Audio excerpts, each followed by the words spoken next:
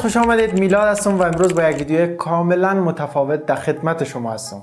مثل همیشه لطفا ویدیو مرا لایک کنین و اگه چنل مرا سابسکرایب نکردین پایین سمت چپ یک دکمه سرخ رنگ است به نام سابسکرایب. اگه سابسکرایب کردین که واقعا یک حمایت بزرگی از ما کردین. اما اگه سابسکرایب نکردین لطفا در کامنت ها برای من نوشته کنین که چرا چنل من را سابسکرایب نمیکنین. واقعا یک سوال است که 50% بیننده های من چنل من را هنوز سابسکرایب نکردن. چرا؟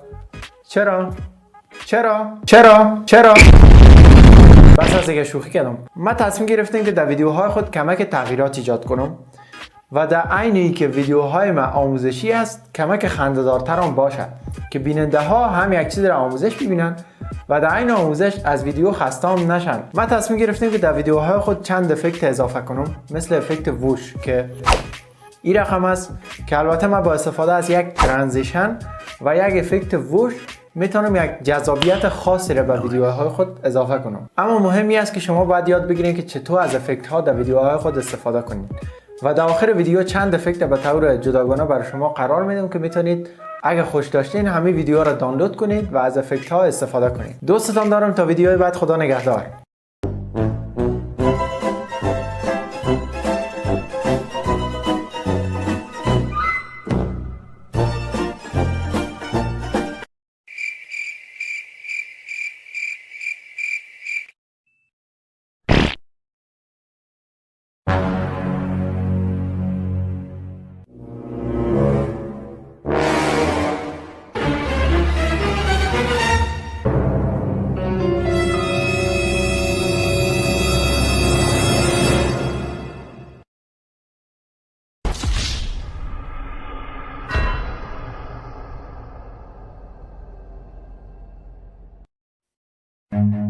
Run.